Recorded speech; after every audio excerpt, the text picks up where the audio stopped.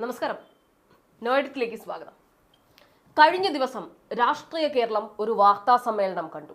മുൻ ആരോഗ്യമന്ത്രിയും നിലവിൽ വടകര പാർലമെന്റ് മണ്ഡലം ഇടതുമുന്നണി സ്ഥാനാർത്ഥിയുമായ കെ ശൈലജ ടീച്ചറാണ് ആ വാർത്താ സമ്മേളനം നടത്തിയത്. ശബ്ദമിടറി വികാരാധീനയായി ടീച്ചർ നടത്തിയ ആ വാർത്താ സമ്മേളനത്തിൽ രാഷ്ട്രീയ മര്യാദയുടെ സകല അതിരുകളും ലംഘിക്കുന്ന കോൺഗ്രസ് ലീഗ് പ്രവർത്തകരുടെ സൈബർ ആക്രമണത്തെക്കുറിച്ചാണ് സംസാരിച്ചത്.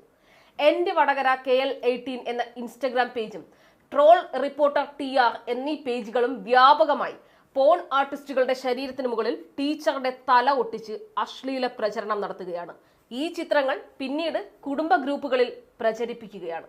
ശക്തമായ രാഷ്ട്രീയ ബോധവും നിലപാടുകളുമുള്ള സ്ത്രീകളെ പൊതുമധ്യത്തിൽ അപമാനിക്കാൻ നടക്കുന്ന ശ്രമങ്ങളുടെ ഈ തെരഞ്ഞെടുപ്പ് കാലത്തെ ഇരയാണ് ശൈലജ ടീച്ചർ.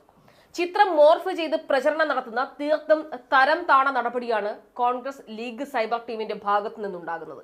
മറ്റൊരു വ്യാജ പ്രചരണമായിരുന്നു പാനൂർ സ്ഫോടന കേസിലെ പ്രതിയുടെ ഒപ്പം ടീച്ചർ നിൽക്കുന്നു എന്ന വ്യാജ ഫോട്ടോ.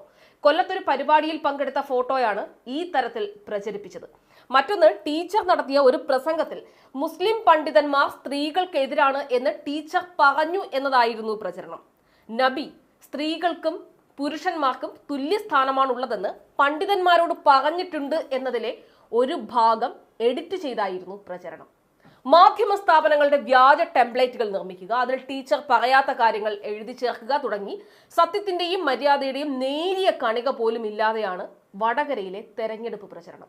പറയാൻ പോലും അറപ്പ് തോന്നുന്ന അശ്ലീല കമന്റ് ഇടുന്ന ഐഡികൾ കൂടുതലും ഷാഫിക്ക് വേണ്ടി സൈബർ ക്യാമ്പയിൻ നടത്തുന്ന ലീഗ് കോൺഗ്രസ് യുവാക്കളുടേതാണ്. ടീച്ചറെ ലൈംഗികാധിക്ഷേപം നടത്തി അപമാനിക്കാൻ ശ്രമിച്ചാൽ പൊതുമണ്ഡലത്തിൽ മാനം പോകുന്നത് ഷാഫിയുടേതായിരിക്കുമെന്ന് ഷാഫി പറമ്പിൽ ഓർമ്മിച്ചാൽ നന്നാകും.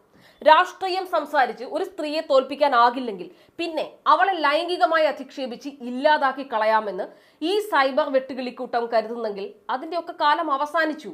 ഈ തെമ്മാടിക്കൂട്ടത്തെ നിയന്ത്രിക്കാൻ കോൺഗ്രസ് മുൻകൈ എടുത്തില്ലെങ്കിൽ ജൂൺ 3 ജനങ്ങളാകും അതിന് മറുപടി പറയുക. പിന്നെ ഇതൊന്നും താൻ അറിഞ്ഞുകൊണ്ടല്ല എന്ന നിഷ്കളങ്കത നടിക്കാനൊന്നും വടകരയിലെ UDF സ്ഥാനാർത്ഥിക്ക് കഴിയില്ല. കാരണം ഈ അശ്ലീല കമന്റുകൾ എഴുതുന്നവരുടെ ഐഡികൾ പരിശോധിക്കുമ്പോൾ മനസ്സിലാകുന്നുണ്ട് ഇവർക്ക് പാലക്കാടുമായുള്ള ബന്ധം. വെർബൽ റേപ്പ് നടത്തി നിങ്ങൾ തകർക്കാൻ ശ്രമിക്കുന്ന കെ ശൈലജ എന്ന നേതാവിനെ ഈ നാടിനറിയാം.